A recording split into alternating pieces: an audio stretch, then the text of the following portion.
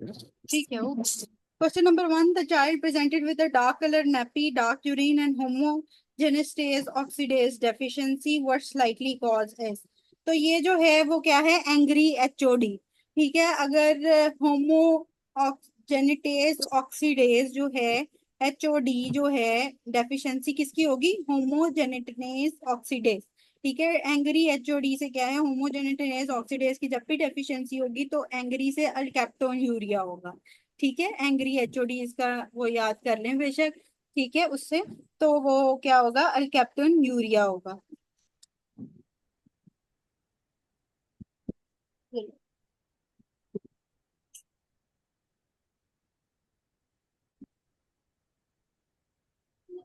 Question number two, the cell arrested in diplotene which is the phase. तो prophase में मैंने recording में भी बताया था कि प्रो फेज की जो है वो आगे से डिवीजन होती है, डिप्लोटीन प्रो फेज की डिवीजन में आती है। Question number three, final wound strengthening bye which of the following. तो टाइप वन जो है वो फाइनल वुंड स्ट्रेंथनिंग करता है, जो टाइप थ्री होता है वो अर्ली वुंड हीलिंग करता है, और जो लेड एंड फाइनल जो स्ट्रेंथनिंग है वो टाइप वन कोलेजन करता है। Question number four, regarding vitamin E true is what. तो एंटीऑक्सीडेंट का मैंने एक सीक्वेंस बताया हुआ था, आप लोग मैंने क्लास अटेंड किया मेरे साथ पहले एंटीऑक्सीडेंट्स के लिए।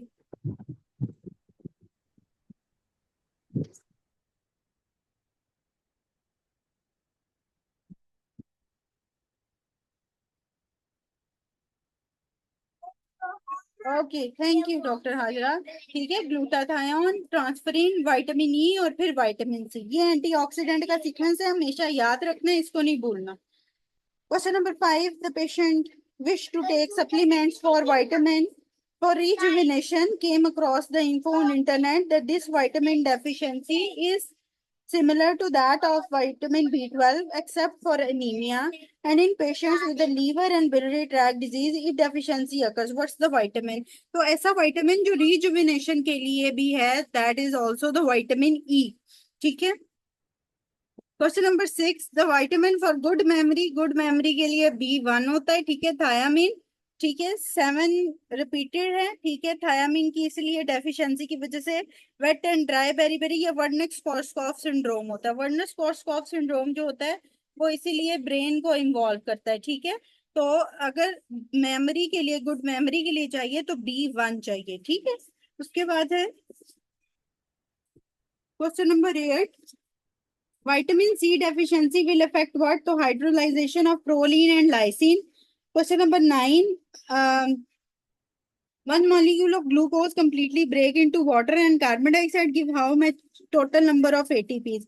अच्छा, टोटल नंबर ऑफ एटीपीज जो होते हैं ना वो 38 होते हैं, लेकिन लीवर और हार्ट में कितने होते हैं, 32। इसको कैसे याद कर सकते हैं, जब आप किसी को, मतलब आपको कोई बंदा दिल से आपका दोस्त है या जो भी, तो आप उससे मिलके आपके 32 के 32 दांत जो है ना वो होंगे। ठीक है, आप खुश होंगे उसको देके। ठीक है, तो जो हार्ट और लीवर के साथ एसोसिएटेड है एरोबिक मेटाबॉलिज्म, उसमें 32 एटीपीज हैं। ठीक है, उसके बाद एरोबिक मेटाबॉलिज्म जो कि स्केलेटल मसल्स के साथ हैं उसमें 30 होते हैं। ठीक है, 30 होते हैं। और जो एनारोबिक है उसमें 2 एटीपीज हैं, और अगर पॉइजनिंग के साथ आएगी तो उसमें 0 एटीपीज हैं।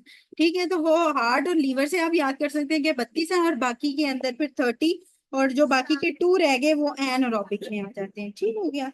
Question number 11, the highest caloric value is of which of the following.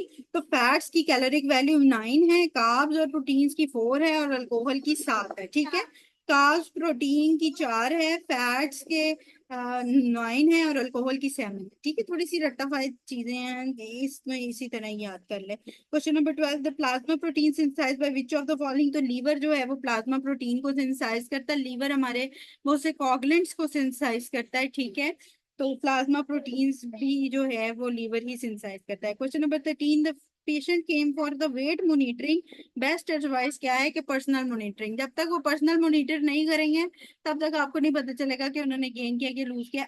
जैसे आप पेशेंट से सवाल करते हैं कि कपड़े खुले हो गए, तंग हो गए, तो ये जो सवाल है ये पर्सनल मॉनिटरिंग के हैं। ठीक है,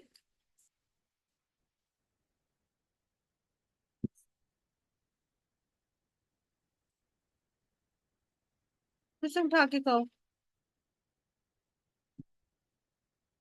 Question number 14. A female taking supplements for dietary deficiency. After some time duration, she developed dry mouth, bone hyperosteosis, papilledema, nausea, and vomiting due to increase in which of the following.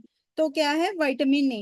ठीक है, जो dry mouth, bone हाइपरस्टोसिस, पेपिलिडीमा, ज्यादातर जो है वो पेपिलिडीमा या eyes की involvement for the night blindness जो होती है, नाइट ब्लाइंडनेस मेनली जो है वो इन्वॉल्वमेंट होती है विटामिन ए की डेफिशिएंसी से। ठीक है, पेपिलिडीमा अगर आ गया या ड्राई माउथ के साथ उन्होंने हाइपरऑस्टियोसिस, पेपिलिडीमा, नोजिया एंड वॉमिटिंग अगर लिख दिया, तो उसमें भी विटामिन ए की डेफिशिएंसी है। ठीक है, कैल्शियम, फ्लोराइड, विटामिन सी या जो आयरन है, इनमें से कोई भी ऐसा डेफिशिएंट, इन चीजों के डेफिशिएंट में आई इन्वॉल्वमेंट नहीं होती है। ठीक है, लेकिन ए की डेफिशिएंसी में आई इन्वॉल्वमेंट होती है, इसलिए ये पेप्लिडिमा से इससे थोड़ी सी वेग सी कंडीशन है। ठीक है, इसमें और भी अगर हमें उसको नाइट ब्लाइंडनेस को भी लिख देता तो हमारे लिए ज्यादा जो है वो क्लियर कट हो जाता। Question number 15। In metaplasia if chromosome divide transversely rather than longitudinally, तो व्हाट विल हैपन। अगर वो ट्रांसवर्सली डिवाइड होगा, ठीक है, अगर वो लॉन्गिट्यूडनली डिवाइड नहीं होगा, मतलब एक लाइन में डिवाइड होगा, लंबे उसमें डिवाइड नहीं होगा, तो उसको हम कहते हैं आइसोक्रोमोसोम। ठीक है, जो एक जैसा होता है। ठीक है, अगर ट्रांसवर्सली डिवाइड होता है, वरना आपको पता है क्रोमोसोम्स में लॉन्गिट्यूडनली डिवीजन होती है। ठीक है, उसके जो दो अलग-अलग बार्स होते हैं वो डिवाइड होते हैं आगे फर्दर। ठीक है, अगर वो अलग बार्स डिवाइड नहीं हो रहे हैं, वो वर्टिकल हॉरिजेंटल पोजीशन में डिवाइड नहीं हो रहे हैं, वर्टिकली डिवाइड हो रहे हैं, तो उसमें आइसोक्रोमोसोम्स बनेंगे। ठीक है, question number 16। A malnourished child with a multiple extracted teeth. He had no radiography. Scans were not suggestive of his age. Calculation. How will you assess? तो height और weight ratio से आप उसको assess करेंगे। Question number 17। Drug of choice for treatment of diabetic neuropathy के अंदर हम कोबालामीन देते हैं। कोबालामीन विटामिन बी 12 होता है। वैसे भी पेरिफेरल न्यूरोपैथी में हमने बी 12 देनी होती है, लेकिन डायबिटिक में ज्यादातर लोग जो मेटफॉर्मिन ले रहे होते हैं वो भी बी 12 की एब्जॉर्प्शन को रोकता है, इसीलिए डायबिटिक न्यूरोपैथी में हम कोबालामीन दे रहे हैं। ठीक है, question number 18। The patient presents with anaemia, wrist drop, constipation and peripheral neuropathy. तो उसके अंदर ये लेड पॉइजनिंग है, जिसके अंदर पेरिफेरल न्यूरोपैथी है, रिस्ट ड्रॉप भी है और कॉन्स्टिपेशन भी है। ठीक है, और लेड पॉइजनिंग में हमारे पास अनीमिया भी होता है। तो ये जो है वो लेड पॉइजनिंग के इंपॉर्टेंट फीचर्स हैं। ठीक है, लेड पॉइजनिंग के अंदर हमारे फीचर्स आते हैं, इसमें लेड लाइंस भी आती हैं हमारे पास। ये रिस्ट ड्रॉप मेन इंपॉर्टेंट चीज आती है डी से। ठीक है, एल से लेड लाइंस आती हैं, ई से एसोफेगल डिसमोडेलिटी के साथ भी बाज दफा आता है। ठीक है, और इसके अंदर जो है वो ए से अनीमिया आ रहा होता है, डी से जो है लेड में ही एक निमोनिक है इसका पूरा, डी से इसके रिस्ट ड्रॉप आ रही होती है। तो सारी चीजें जो है ना वो लेड के अंदर ही एक्सप्लेन है। ठीक है, तो इसके अंदर सारी चीजें गिवन है, अनीमिया भी है, रिस्ड्रॉप भी है, कॉन्स्टिपेशन भी है, और पेरिफेरल न्यूरोपैथी भी बताई हुई है। Question number 19। If 5 metre of the cholesterol reduce from the diet, in how much chance of the ischemic heart disease जो है वो 25% कम हो जाएगा। Question number 20। A patient with uroporphyrin 1 in urine diagnosed with a congenital erythropoietic porphyria enzyme deficient is what। अगर इसमें यूरोपोरफायरिनोजन 3 synthetase लिखा हुआ है, तो अगर एंजाइम डेफिशिएंट पूछेगा इस कंडीशन में, अगर यूरिन में यूरोपोरफायरिन 1 आ रहा है कंजेंटल इरिथ्रोपोइटिक पोरफायरिया के अंदर, तो जो एंजाइम डेफिशिएंट है दैट इज यूरोपोरफायरिनोजन 3 सिंथेज। लेकिन बाद दफा यही एमसीक्यूज आता है कि यूरोपोरफायरिनोजन 3 सिंथेज डेफिशिएंट है, तो यूरिन में आपको क्या मिलेगा, तो यूरिन में यूरोपोरफायरिन 1 मिलेगा। ठीक है, तो ये चीजें याद रखनी है कि अगर वो एंजाइम डेफिशिएंट पूछ रहे हैं तो यूरोपोरफायरिनोजन सिंथेज 3 जो है वो डेफिशिएंट है। और अगर यूरिन में पूछ ले कि किस चीज की जो है वो मिकदार ज्यादा हो जाएगी, तो दैट इज द यूरोपोरफायरिन, वो ज्यादा हो जाएगा यूरिन में। ये बस कह लेंगे रिसर्चेस पे कैलकुलेशन हुई हुई है, कोई इसके मुझे कोई फॉर्मूला नहीं है इसके लिए कोई भी, बस वो कोलेस्ट्रॉल डाइट के साथ उन्होंने उसको एसोसिएशन पे ही उसकी कैलकुलेशन इन्होंने 25 बताई थी। Question number 21, the carbonic anhydrase is present in what? तो कार्बोनिक एनहाइड्रेज जो है वो साइटोप्लाज्म ऑफ आरबीसीज के अंदर होता है। Question number 22, the glucose level between meal is maintained by hepatic glycogenolysis की वजह से आफ्टर मील ग्लाइकोलिसिस होती है, ठीक है। और बिटवीन मील जो है वो जीनोलाइसिस, ग्लाइकोजन जो है वो ब्रेक डाउन होता है, तो आगे से जो है वो ग्लूकोज मेंटेन होती है आफ्टर बिटवीन मील्स, ठीक है। 23, the fat rich meal its absorption and digestion increase due to cholecystokinin, ठीक है। सीसीके ये हमने जीआईटी में भी पढ़ा था, ठीक है। सीसीके किस चीज को इनहेंस करता है और किसको कम करता है?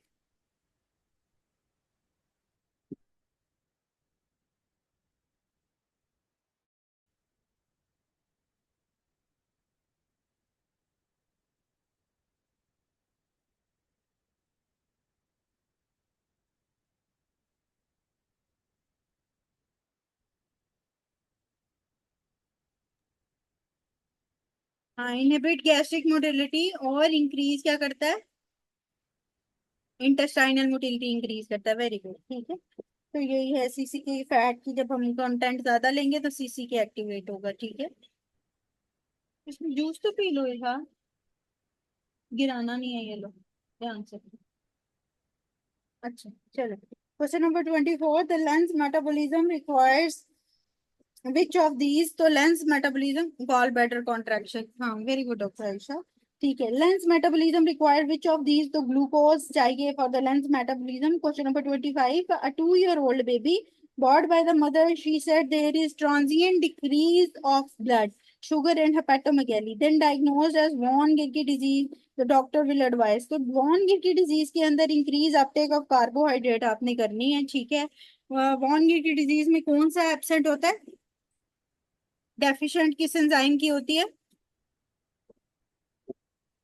हाँ, ग्लूकोज सिक्स फॉस्फेटेज। ये बहुत पसंदीदा क्वेश्चन है सीपीएसपी का। ग्लूकोज सिक्स फॉस्फेटेज, ठीक है।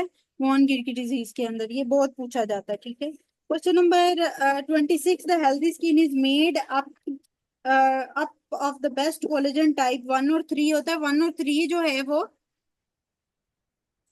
डॉक्टर, अच्छा, G6PD और ग्लूकोज सिक्स फॉस्फेटेज में कोई फर्क है?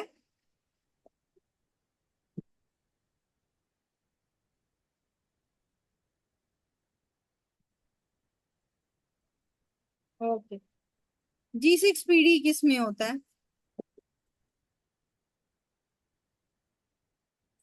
ये जानी, साथ साथ पीछे जा।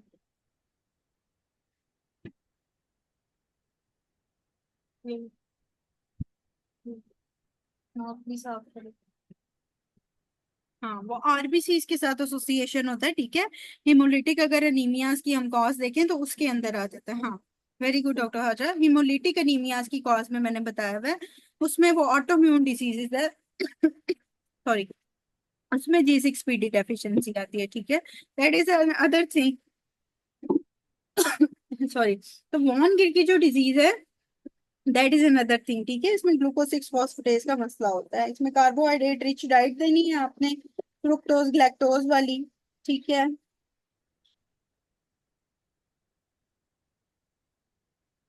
अच्छा, question number 27, the presence of genetically distinct cell lines in the same individual, this genetic phenomena is called? अगर सेम इंडिविजुअल में जेनेटिकली डिस्टिंक्ट सेल लाइंस हैं इसे मोसेसिज्म कहा जाता है। 28, after myocardial injury what changes will be seen in hypoxia?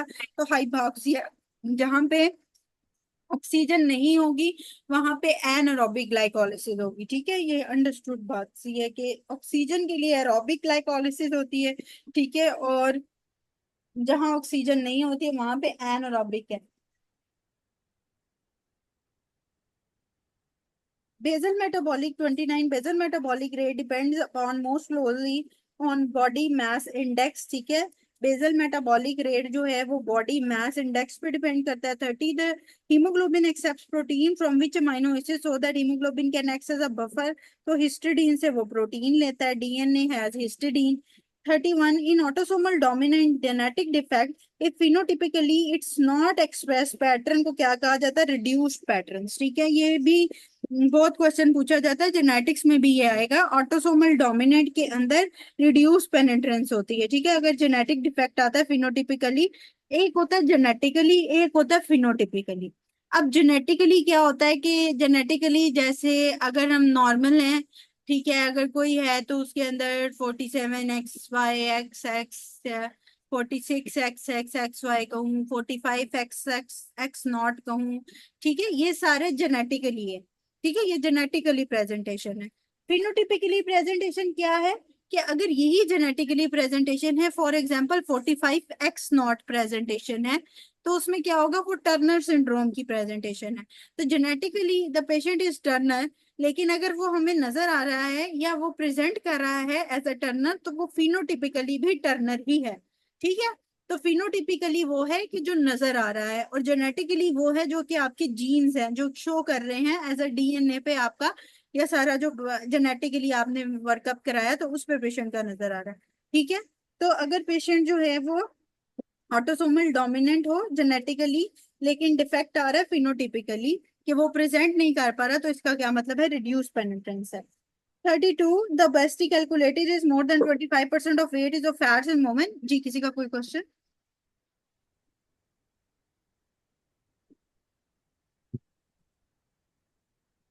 Okay fine, मुझे लगा किसी का। 33 which will be the same subtract for glycolysis gluconeogenesis and HMP shunting. इसके अंदर फ्रुक्टोज 6 फॉस्फेट होता है। अच्छा, जो हमारे पास एचएमपी शंटिंग हो रही होती है, ग्लाइकोलिसिस है, ग्लूकोनियोजेनेसिस है, फ्रुक्टोज 6 फॉस्फेट इन सब में कॉमनली पाया जाता है। ठीक है, बहुत ज्यादा डीपर डाउन करने की जरूरत नहीं है। रफी के अंदर एक टेबल है जिसमें ये ग्लाइकोलिसिस ग्लूकोनियोजेनेसिस को लिखा हुआ है। ठीक है, वहां पे आपको फ्रुक्टोज 6 फॉस्फेट भी मिल जाएगा बीच में। ठीक है, तो बस इतना ही याद रखें कि इन जितने भी एचएमपी शंटिंग है, ग्लाइकोलिसिस है या ग्लूकोनियोजेनेसिस है, फ्रुक्टोज 6 फॉस्फेट इन सब में ही होता है। ठीक है,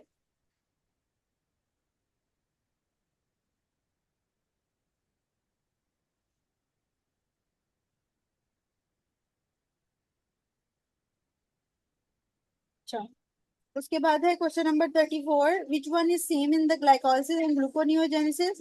तो फ्रुक्टोज बाय 1,6 बिस फॉस्फेट, अगर वो तीनों चारों की बात करे तो ग्लूको फ्रुक्टोज 6 फॉस्फेट उसमें लिख दिया, लेकिन उसने फिर बात की है सिर्फ ग्लाइकोलिसिस और ग्लूकोनियोजेनेसिस की।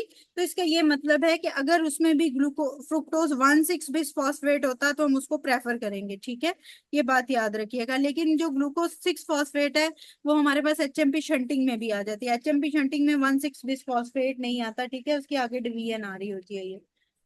क्वेश्चन नंबर 36, द क्रिकलर में jar type 2 which enzyme deficiency will occur. तो यूडीपी ग्लूकुरोनाइड ट्रांसफरेज, यूडीपी ग्लूकुरोनाइड ट्रांसफरेज हमारे लीवर के अंदर पाया जाता है, जो कि हमारे लीवर के अंदर जो है वो कंबाइन करता है आपकी जो बिलीरुबिन आती है आगे से। ठीक है, उसको कंबाइन करा होता है, उसको अटैच करा होता है विद एल्ब्यूमिन, वो अटैच हुई होती है, तो आगे यूडीपी उसको जो है वो कंबाइन फॉर्म में कन्वर्ट करता है, और उसके बाद जो है वो जो बाय प्रोडक्ट बनता है वो फिर आगे जाके सारी जगहों पे डिवाइड होता है। ठीक है, अगर आपके लीवर में ये यूटीपी ग्लूकुरोनाइड ट्रांसफरेज प्रेजेंट ना हो तो कॉम्बिनेशन नहीं होती है। जब लीवर के अंदर कोई प्रॉब्लम हो तो फिर उस सूरत हाल में डायरेक्ट डायरेक्ट बिलीरुबिन जो है वो ज्यादा आती है। अब अगर आपके पास एक पेशेंट आया है जो कि कंजेनेटली इस प्रॉब्लम के साथ प्रेजेंट कर रहा है जिसमें डायरेक्ट बिलीरुबिन ज्यादा आ रही है, तो उसमें हम ये कंसिडर कर सकते हैं क्रिगलर नजार को। ठीक है, समझ आ गई है? और इसके अलावा डायरेक्ट बिलीरुबिन ज्यादा होने में बच्चों में कौन सी डिजीज और होती है?